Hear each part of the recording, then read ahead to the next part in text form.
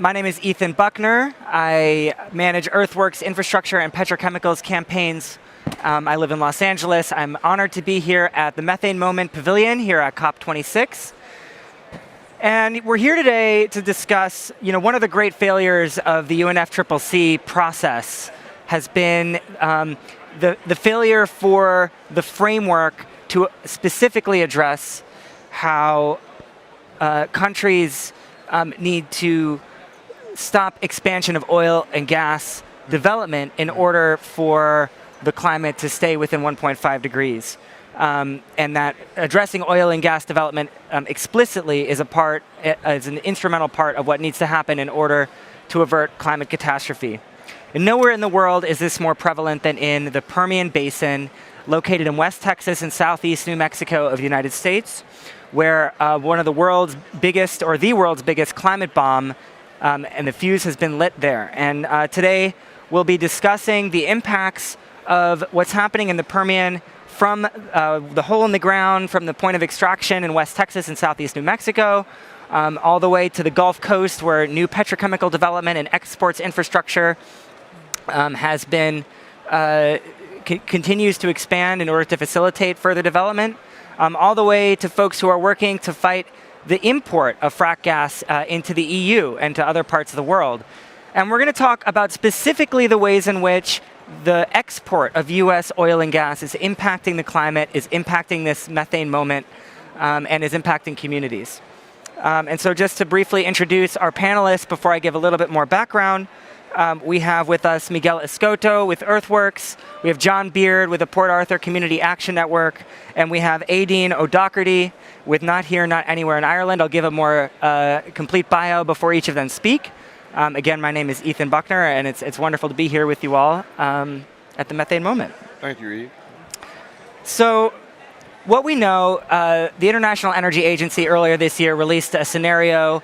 How is the world going to meet a 1.5 degree limit on warming? And what we know is that science is telling us that we need no new oil and gas development, that currently more oil and gas is slated to be developed than is actually within our remaining carbon budget.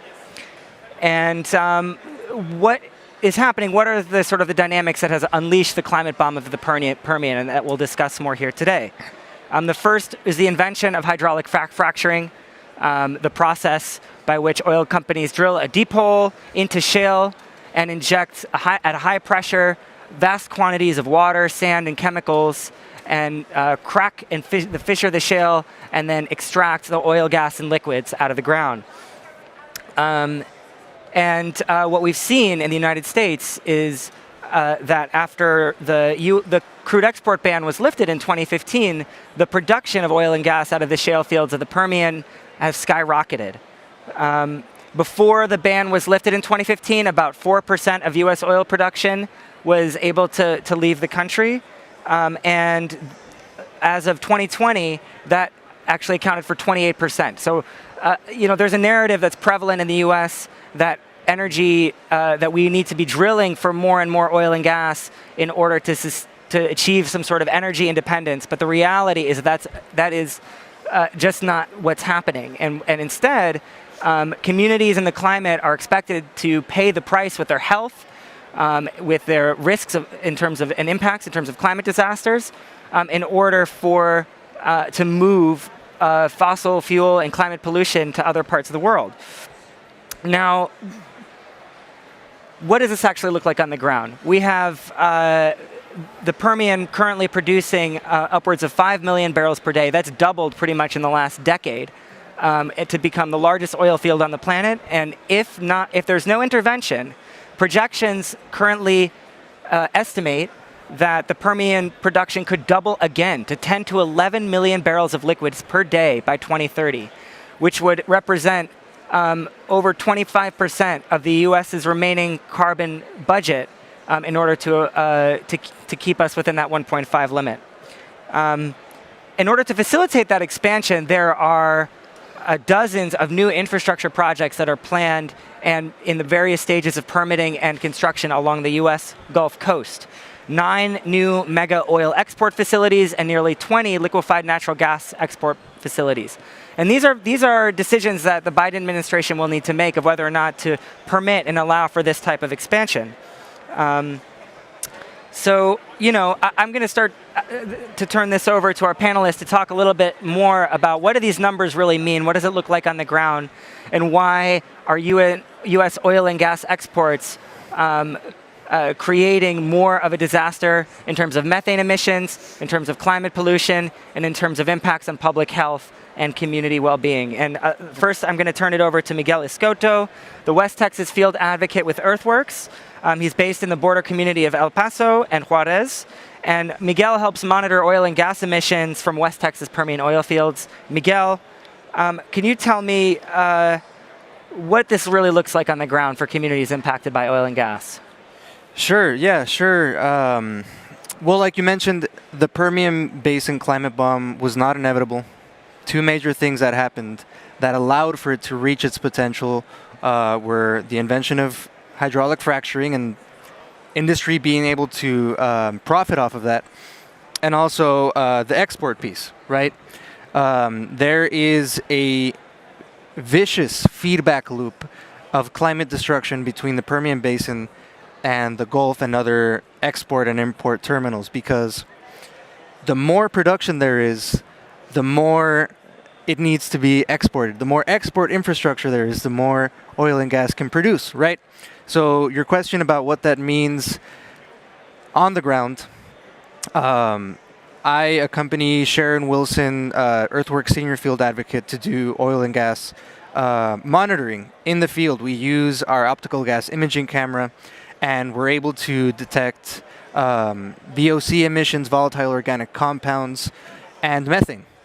And I'm going to go a little bit deeper into what that means in terms of the numbers and state regulatory agencies. But first, I want to talk about communities, directly impacted sacrifice zones that oil and gas has created, right?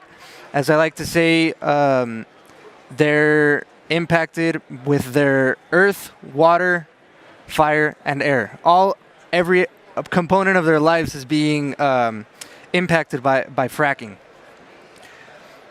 Starting with earth, we see that hydraulic fracturing and subsequent injection well processes mean that there's an increase in earthquakes, increase in seismic activity. Consistently around West Texas and southeast New Mexico, you see seismic activity throughout. It's just consistent. And you would think, well, that's not too bad. So what? There's a few cracks in my wall. Well, it becomes a water crisis, and it becomes a nuclear waste crisis, because think about all of the oil and gas wells that are scattered throughout the region. In Texas alone, there are over 400,000 oil and gas wells. That's incredible. It is ridiculous. In Pecos County, West Texas, there's one oil and gas well for every 2 people. One oil and gas well for every 2 people. That is the ratio. Wow. So, we have to consider that once an oil and gas well is produced, we have to take care of it for life, because if it's abandoned or not properly plugged well, it creates the danger of seeping into the water table, seeping into the water sources of the entire region, and contaminating the water, right? So you have earth, you have water, you have fire, flares. Flares are a major source of light pollution. West Texas is actually known for its dark skies. It was chosen to build a world-renowned McDonald Observatory to study the stars, right? But that is now a threat because of the amount of light pollution that there's at. And air. Air is the sky is just being polluted at extreme amounts. Like you mentioned, right now we are at 5 million barrels of oil produced and around 19 billion cubic feet of natural gas. And that's per day. Per day. Yes. Per day. So that happens with emissions and with methane releases. So when we're out in the field, when we're doing site visits with our optical gas imaging camera, we see methane emissions coming from unlit flares. We see it from flares that are malfunctioning, even though they're lit. We see it from tanks. We see it from pipeline blowdowns. And it seems like every part of the process has this dangerous methane emission, as well as VOCs. So, the community there has to live with it. This is something that, if you live in Midland, Odessa, for example, which collectively is about 400,000 people, you have more VOC emissions in these small towns than in the entirety of Houston and Dallas-Fort Worth combined. And for those that don't live in the U.S., Houston and Dallas-Fort Worth, the combined population is about 9 million people. So it is just horrible. There's cancer in the air. And a small point about all of this has to be seen through the lens of what is the regulatory agency, right? Who is regulating them? And that is the Texas state government. They have proven to be a captured agency, captured by industry. They have about 84% of flares just unpermitted. The only 3% of violations that are found result in a penalty. So oil and gas just operates with impunity. Lastly, to turn it over to the export piece of all of this, is that we're going the opposite direction, in terms of oil and gas production. How many reports do we need to read that warn humanity that we need to stop oil and gas production for us to understand the gravity of the Permian, right? You mentioned 5 million barrels of oil per day. That number is expected to double by 2030. So we're going the opposite direction, and that means that there are consequences downstream, including in the Gulf. That's right. And there was a quote a couple years ago, as U.S. refineries, which are mostly tooled to process heavier, higher sulfur crude oil, the quote, to be exact here, is that every incremental hydrocarbon produced in the Permian Basin from this day forward, whether it's oil, liquids, or gas, needs to be exported. Right. And this is the orientation of the industry. This is the driver of its expansion. Mm-hmm. And John Beard, the founder director of the Port Arthur Community Action Network, yes. Port Arthur, Texas. John understands this industry better than most, having been worked for ExxonMobil for over 30 years and having been a community advocate for over 30 years, with experience as a city council member and a mayor pro tem in Port Arthur. John, I know your community is already overburdened with the legacy of environmental racism, and now with rising impacts of climate change from superstorms like Harvey. So you're now in the process of fighting the development of these liquefied natural gas and oil export terminals in your community. Yes. And can you tell me a little bit more about how this latest build-out is impacting your community in Port Arthur, and how is your community fighting back? Well, the latest build-out has come in the form of, first of all, ExxonMobil, my former company, deciding to build Golden Pass LNG just barely within the city limits of Port Arthur on the Sabine Nature's Waterway, or the ship channel. And with them also came Cheniere Energy building up on Texas Point in Louisiana. They're so close together you can almost walk from one to the other. Wow. And they bring all of the infrastructure with them, the tanks, the pipelines, and all of that comes in. And now you have a third proposed facility by Semper Energy out of California, Port Arthur LNG, that wants to come there. Now, what we have done, we haven't been in an organization like we are doing this fight, but for 3 years. But when this did come up, we got engaged in the fight against Semper Energy. And we have filed what's called a contested case hearing suit to challenge their air quality readings and what they're saying they're going to do. And Semper has admitted that they're going to substantially increase what's already in the air, which is going to decrease our air quality, which is some of the worst in Texas and definitely bad in Southeast Texas. Matter of fact, we're close to being non-attainment for air quality, which is going to bring in some very strict and harsh measures to get back in compliance. But Semper is contributing to that. So I, as part of my organization, PACAN, as well as personally, filed for a contested case hearing.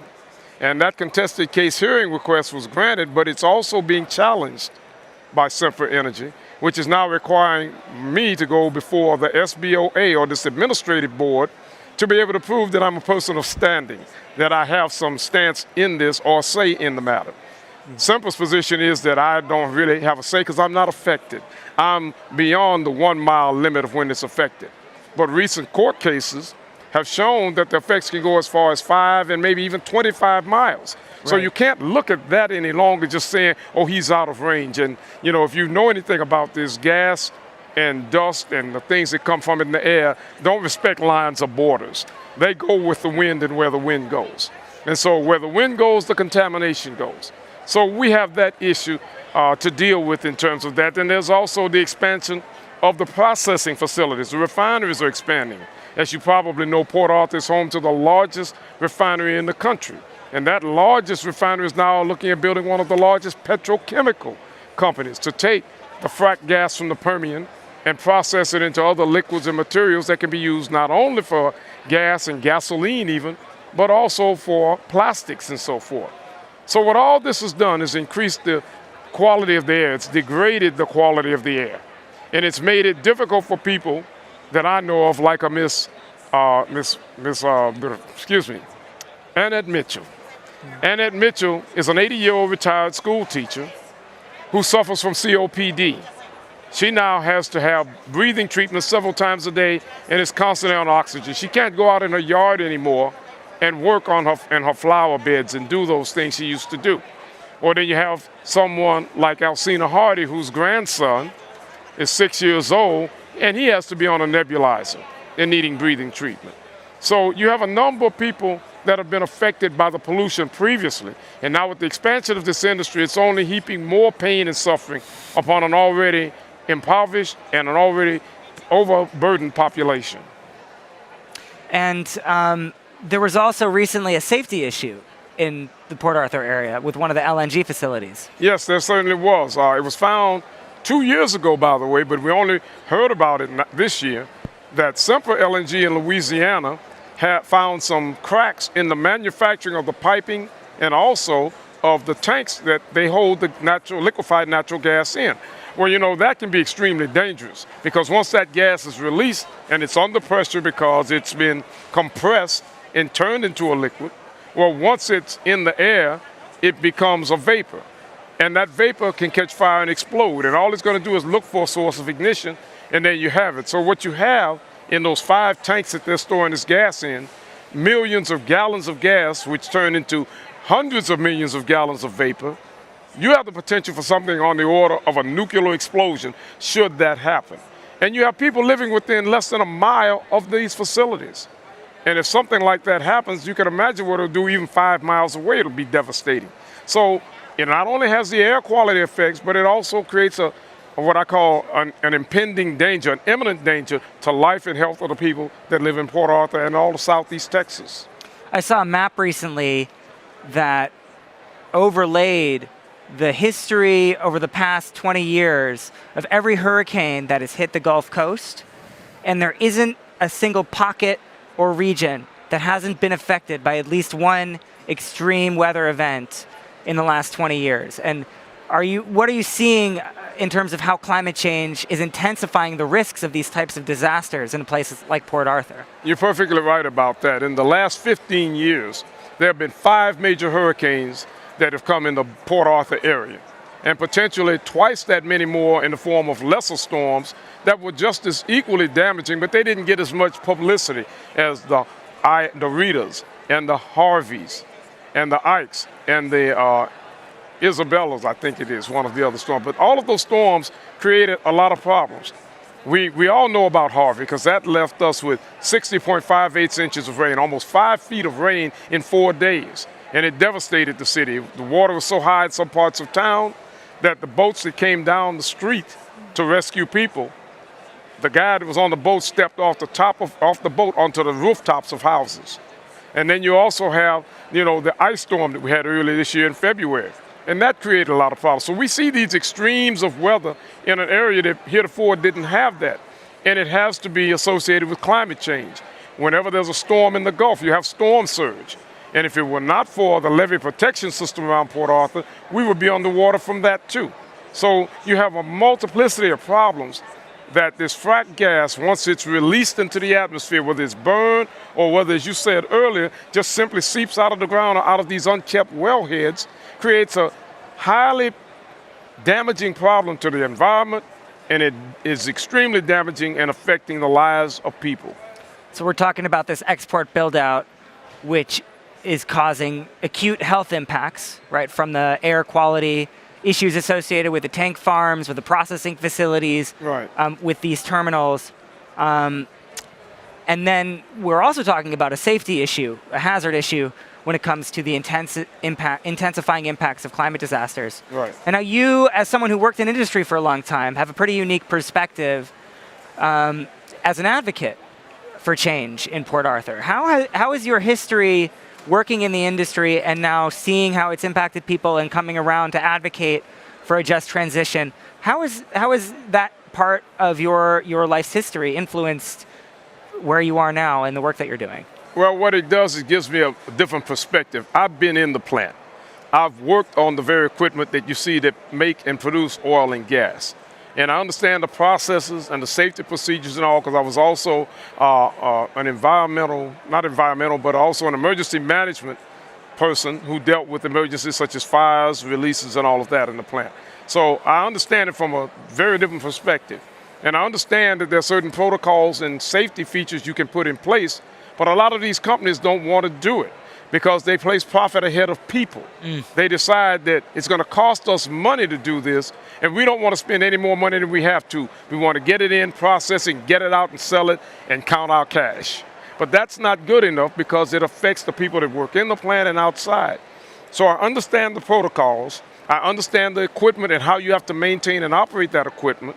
And then I also understand how the rules and regulations that the EPA and sometimes TCEQ bring out that are supposed to protect people. But quite often, they don't work because the very people causing the problem are sitting there at the table writing the rules. Right. And that never works.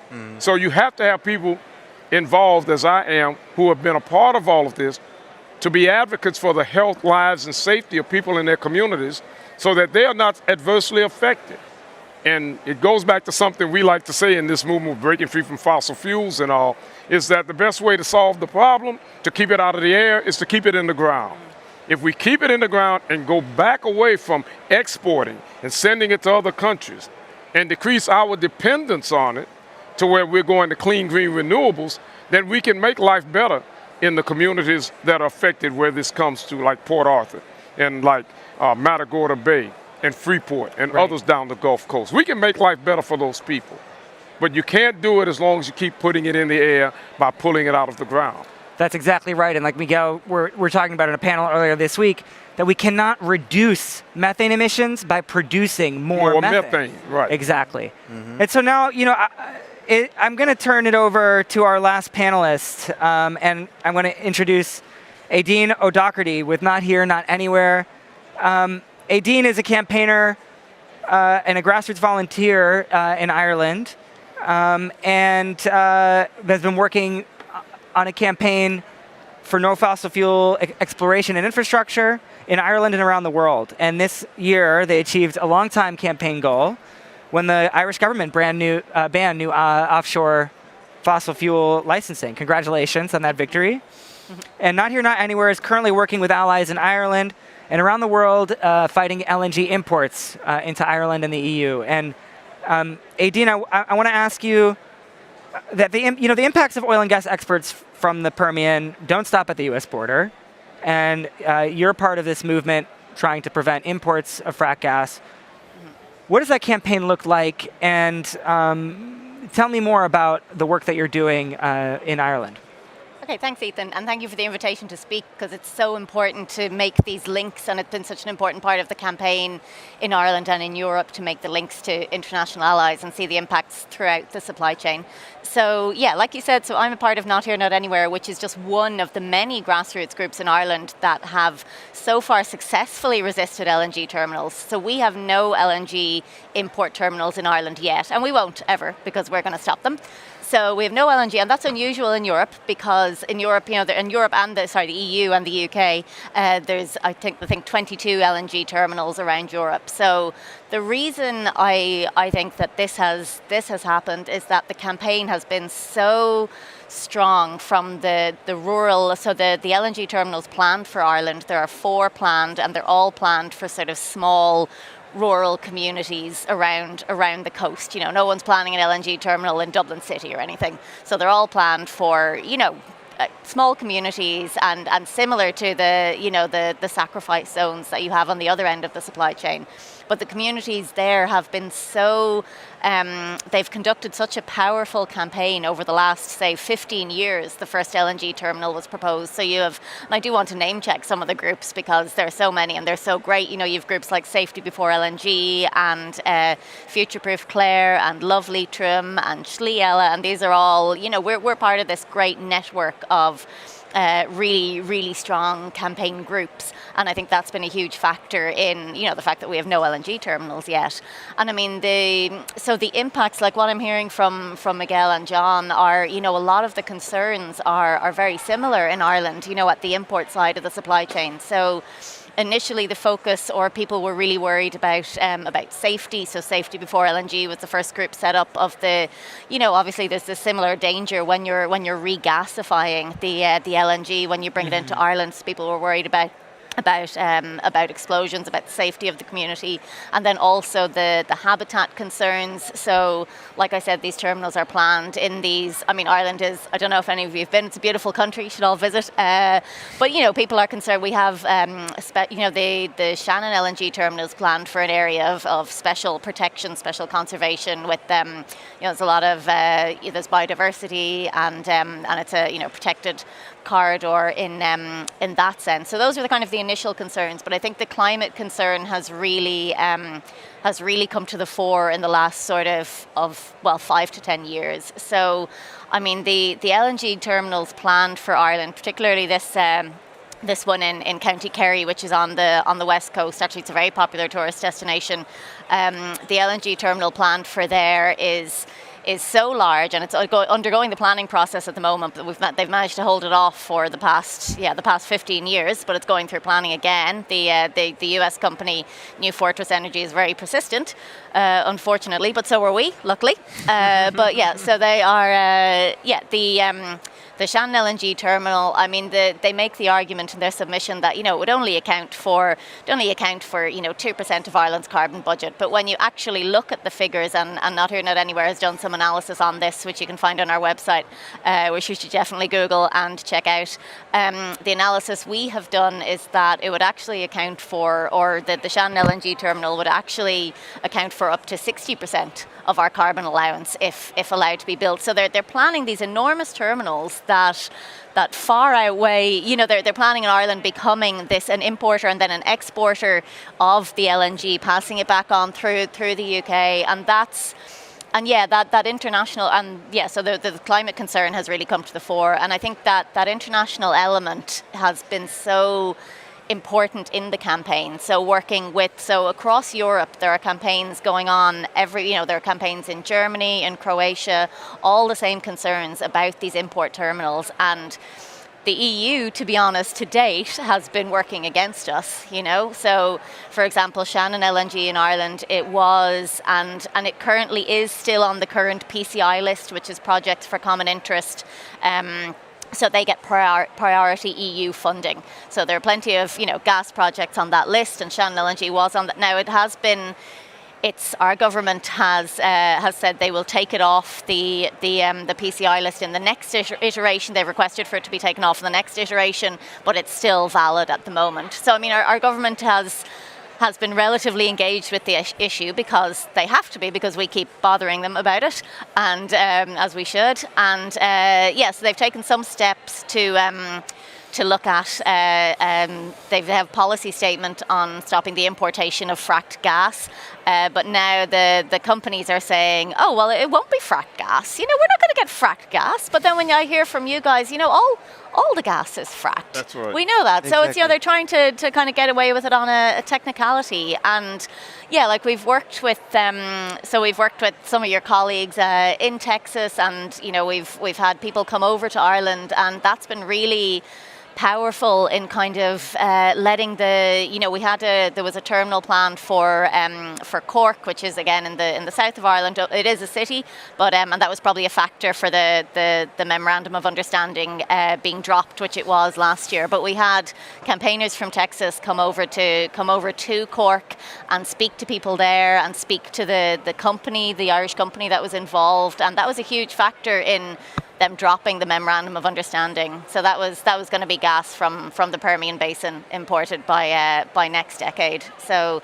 yeah, like the campaign is, we're not going anywhere, and hopefully we'll be able to continue shutting down the thought of LNG terminals in Ireland, and eventually getting them entirely banned, and hopefully that success can spread then, and we can contain the Permian bomb and put it back in.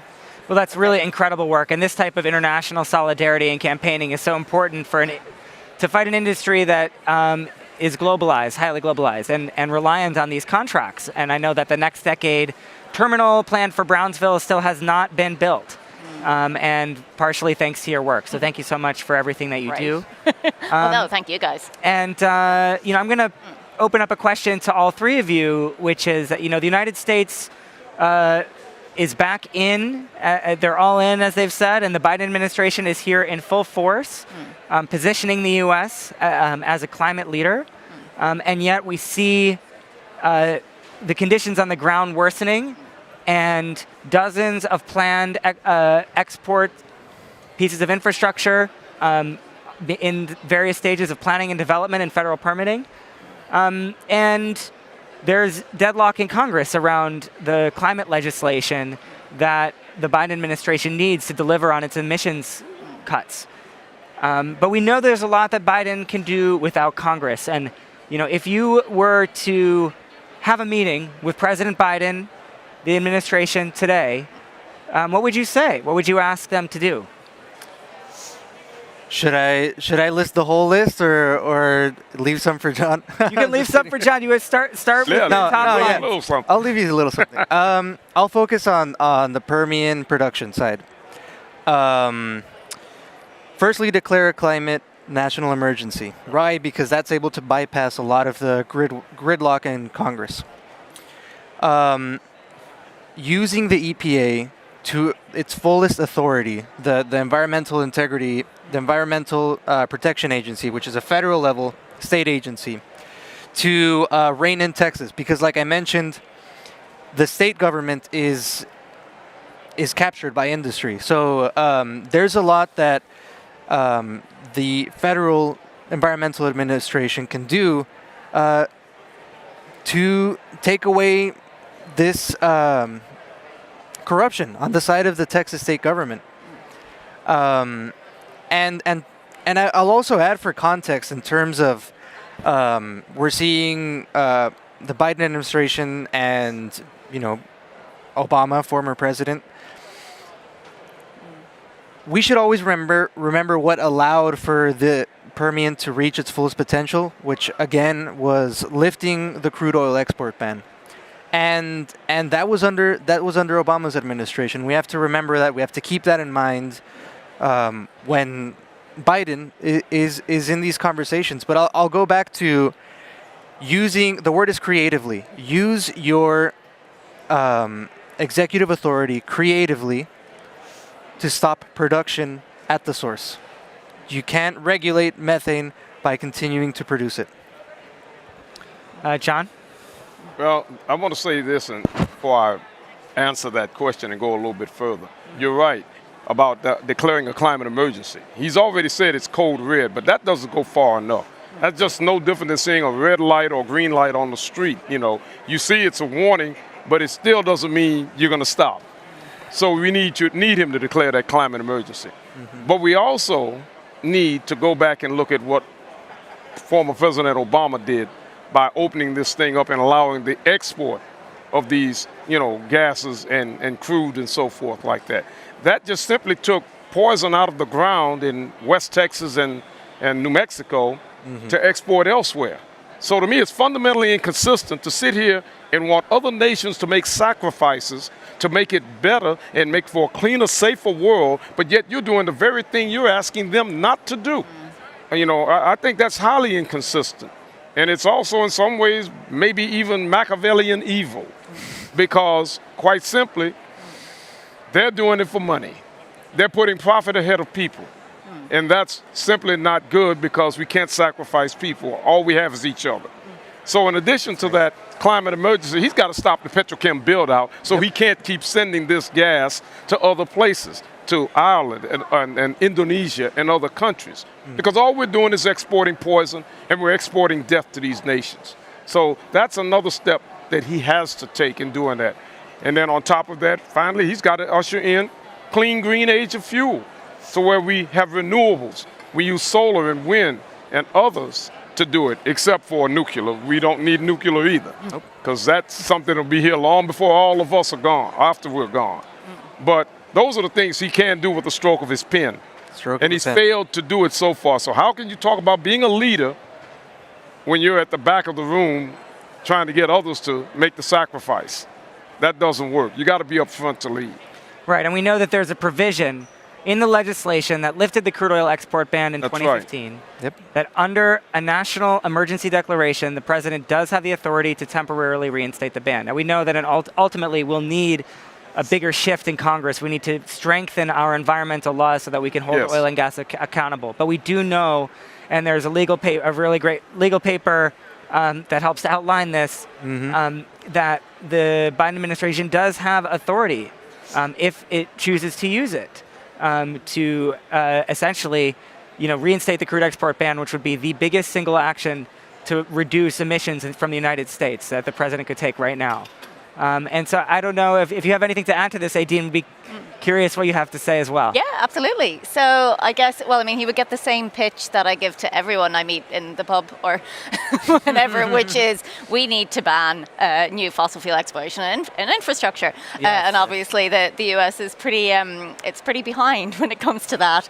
So I guess, what I would say to him is probably, and I would say this to I'd say this to our Taoiseach, which is our Prime Minister as well, think about the people who are affected by this. Because you really see that at COP, that we don't see, it's a lot of numbers, and it's a lot of acronyms, and it's a lot of, you get the feeling that these world leaders and even the negotiators are so they're so far removed from the reality of the impact on people's lives. So I would try and get them to or get him to think about that. And because that's what people care about, things when it affects them. And Biden is partly Irish, like every American president is partly Irish. So I probably know his cousin or something. So it shouldn't be too hard. It shouldn't be too hard to sort of to make him realize the impact of his policies and all world leaders or governments' policies on people's lives. Well, all I'll say is if they want to find out what climate change looks like and how that climate bomb is actually operating, come to Port Arthur, Texas. You can see it firsthand, and you can talk to the people, and you can ask them about their health and how it's affected them, the air quality. You can not only see it, but you can feel it and taste it. I've had a number of people, and they go there and, what's that smell? We like to say it's a smell of money, but it's not. It's a smell of death.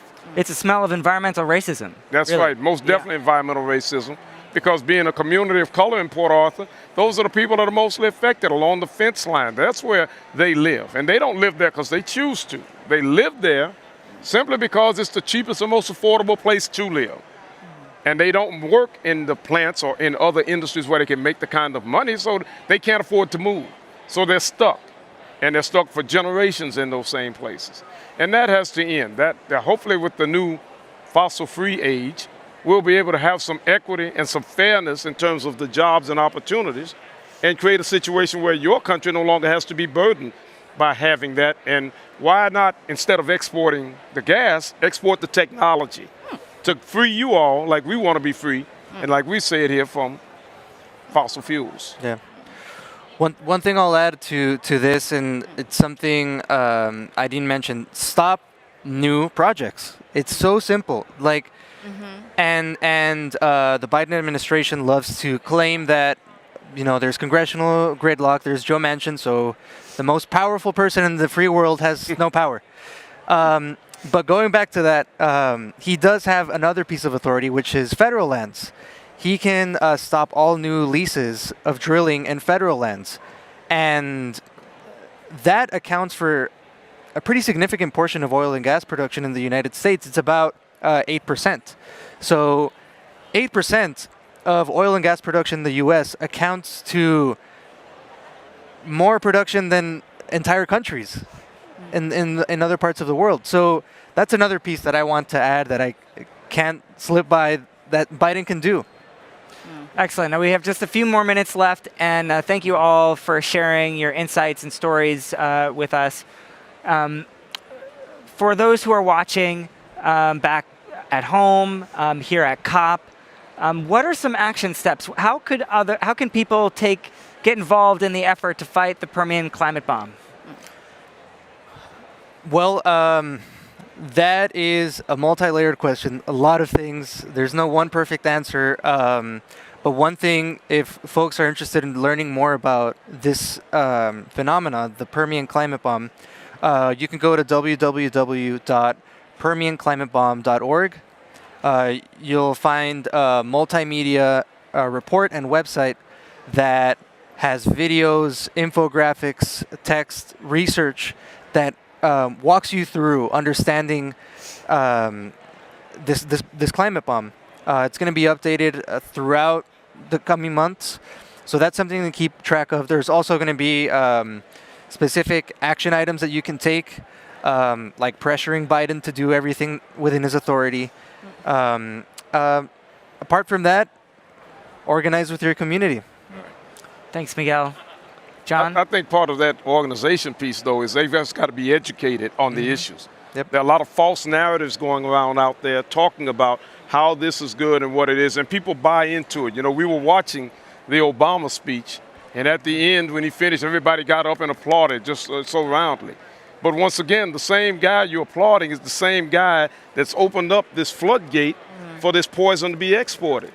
So what we have to do is get people educated with the facts and the information, from the people who use it, to the people that work in the oil fields and in the refineries. That it's not about really simply trying to kill your job, but it's trying to live a better way and a safer way for everyone. It doesn't profit us if they make money and the rest of the people starve. So they need to be educated on the issues, learn about frack gas and what it can do, and learn that there's a better way.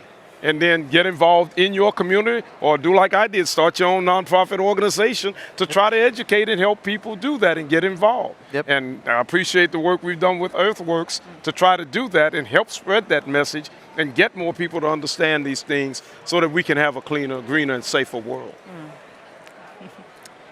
Gosh, I barely need to add to that because that was so good. But no, very quickly, all the obvious things like find us on socials and go to notherenotanywhere.com. But one thing I did want to draw attention to is some Irish campaigners are working on getting the UN to declare a global ban on fracking. And I think that's something that, you know, as a community, we can all sort of work together, because Ireland banned fracking a few years ago, again due to like really intensive and hardworking community organisers. So you know, it's incredibly hypocritical that we're proposing to import fracked gas from other countries.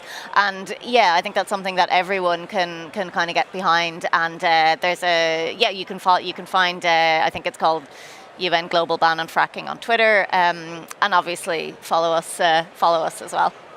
Wonderful. Thank you so much, Aideen. Thank you, John. Thanks. Thank you, Miguel. Thank you all for watching and tuning in. Again, check out www.permianclimatebomb.org to learn more how to get involved, and together we can defuse the Permian climate bomb. and end the era of fossil fuels.